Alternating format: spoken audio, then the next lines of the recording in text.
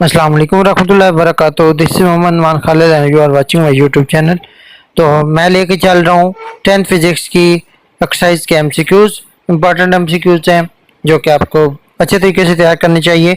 तो आइए हम लास्ट चैप्टर करते हैं अपने 10th फिजिक्स का, जो कि है एटॉमिक एंड न्यूक्लियर फिजिक्स। तो हमारे पास पहला क्वेश्चन है, isotopes are atoms of same element with different. Isotope की क्या चीज सेम ऑफ सेम एलिमेंट, जो कि सेम एलिमेंट तो सेम होता है बट डिफरेंट, उनमें डिफरेंट क्या होता है? तो डिफरेंट एटॉमिक मास डिफरेंट होता है। आपने isotopes with the same atomic number but different atomic mass, क्यों? उनका एटॉमिक मास क्या होता है? डिफरेंट होता है। एटॉमिक नंबर क्या होता है? सेम होता है। तो ऑप्शन नंबर ए रहेगा। क्वेश्चन नंबर 2 है, one of isotope of uranium is 23892, the number of neutrons in this isotope. तो आपके पास नंबर ऑफ न्यूट्रॉन क्या होंगे? आपको पता है कि यहाँ पर जो आपके पास है, यहाँ पर जो U92 है, ये आपके पास क्या है? ये नंबर ऑफ प्रोटॉन है। और 238 जो है ये एटॉमिक मास है, मास नंबर है। तो आपके पास नंबर ऑफ न्यूट्रॉन क्या होंगे कि आप अगर न्यूट्रॉन जो है वो आपके पास एटॉमिक मास में से एटॉमिक नंबर को माइनस कर दें तो आपके पास क्या आ जाएंगे? नंबर ऑफ न्यूट्रॉन आ जाएंगे। तो आपके पास 238 में से 92 माइनस करें तो आपके पास 146 बचता है। तो ऑप्शन नंबर क्या रहेगा? बी रहेगा। उसके बाद क्वेश्चन नंबर 3 है, which among the following radiation has more penetrating power. तो पेनिट्रेटिंग पावर किसकी ज़्यादा है? तो सबसे ज़्यादा जो पेनिट्रेटिंग पावर है वो आपके पास गैमा रेज की होती है। ठीक है। उसके बाद अब आपके पास क्वेश्चन नंबर 4 है, what happen to atomic number of an element which emit one alpha particle. कि आपके पास एटॉमिक नंबर के साथ क्या होगा कि जब कोई भी एलिमेंट जो है वो अल्फा पार्टिकल को इमिट करता है। तो अल्फा पार्टिकल आपको पता है कि हीलियम पार्टिकल होता है जिसका एटॉमिक नंबर 2 और एटॉमिक मास 4 होता है। तो ये जो भी अल्फा पार्टिकल को इमिट करेगा तो ये उसमें से माइनस एटॉमिक नंबर 2 कम हो जाएगा और एटॉमिक नंबर मास क्या हो जाएगा? 4 कम हो जाएगा। तो क्या होगा? उसने क्या कहा है कि एटॉमिक नंबर, तो क्या है एटॉमिक नंबर के साथ क्या होगा? तो एटॉमिक नंबर उसका क्या हो जाएगा? 2 कम हो जाएगा। तो डिक्रीजेस बाय 2। तो ऑप्शन नंबर सी रहेगा।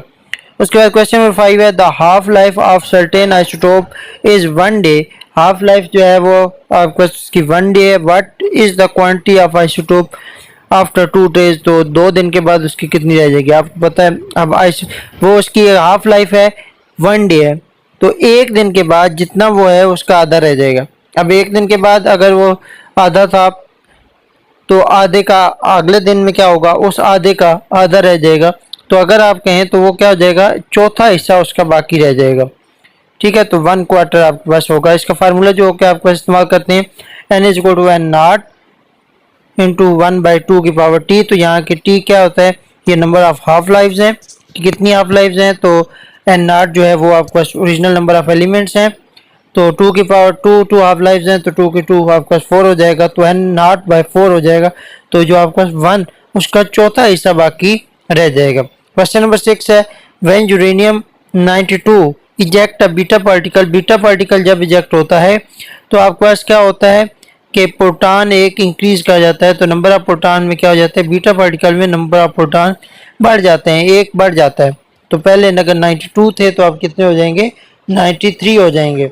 उसके बाद आपके पास क्वेश्चन नंबर 7 है, release of energy by sun is due to. Sun से जो एनर्जी आ रही है, सन पर जो एनर्जी प्रोड्यूस हो रही है वो क्यों है? तो सन पर जो एनर्जी प्रोड्यूस हो रही है वो क्या है? वो न्यूक्लियर फ्यूजन की वजह से है। Fusion of hydrogen nuclei to helium particle with. तो जब आपके पास हाइड्रोजन हीलियम में कन्वर्ट होता है तो वो क्या फ्यूजन होती है? फ्यूजन क्या होती है? छोटे पार्टिकल का मिलकर, छोटे न्यूक्लियाई का मिलकर एक बड़ा न्यूक्लियाई बनाना। इसको आप क्या कहते हैं? Nuclear fusion. इसके दौरान क्या होती है? एनर्जी इमिट होती है, एनर्जी खारिज होती है। और वही एनर्जी जो है सूरज के जरिए हम तक पहुंच रही है, जो एनर्जी का मंबा है। तो वहाँ पर जो बेसिक सोर्स ऑफ एनर्जी है वो क्या है? Nuclear fusion of hydrogen. उसके बाद क्वेश्चन नंबर 8 है, when a heavy nucleus split into 2 lighter nucleus. जब आप हैवी न्यूक्लियस को 2 हिस्सों में, छोटे डिवाइड हिस्सों में तकसीम करते हैं या वो हो जाता है तो इसको हम क्या कहते हैं? Release nuclear energy. तो उसमें भी क्या होती है? एनर्जी रिलीज होती है। उसके बाद आपके पास क्वेश्चन नंबर 9 है, the reason carbon dating works. Carbon dating काम क्यों करती है? तो कार्बन डेटिंग काम इस तरह करती है कि जो भी जानदार होते हैं वो आपके पास वो कार्बन 14 लेते रहते हैं। तो क्या होता है कि जैसे ही कोई जानदार मरता है तो उसके बाद क्या हो जाता है, वो जो उसकी अनटेकिंग होती है वो क्या हो जाती है, स्टॉप हो जाती है, और उसके क्या हो जाना शुरू हो जाता है, डिकेइंग शुरू, जो कार्बन 14 ली होती है वो डिके होना शुरू हो जाती है। तो वो डिके, अब जो साइंटिस्ट हैं वो इसी चीज़ को फिर देखते हैं कि जो एक प्लांट था उसने जो डिके टाइम है वो उसको निकालने के लिए हम यूज़ करते हैं। When they die the carbon 14 क्या start to change into other atoms over time, तो वो दूसरे एटम में क्या होना शुरू हो जाती है, कन्वर्ट होना शुरू हो जाती है। तो इसलिए ऑप्शन नंबर क्या रहेगा, बी रहेगा। आफ्टर अ प्लांट और animal die stop taking fresh carbon 14। तो ये था जी हमारा लास्ट चैप्टर फिजिक्स का, एटॉमिक एंड न्यूक्लियर फिजिक्स। उम्मीद करता हूँ कि ये आपको अच्छे से समझ आ गया होगा।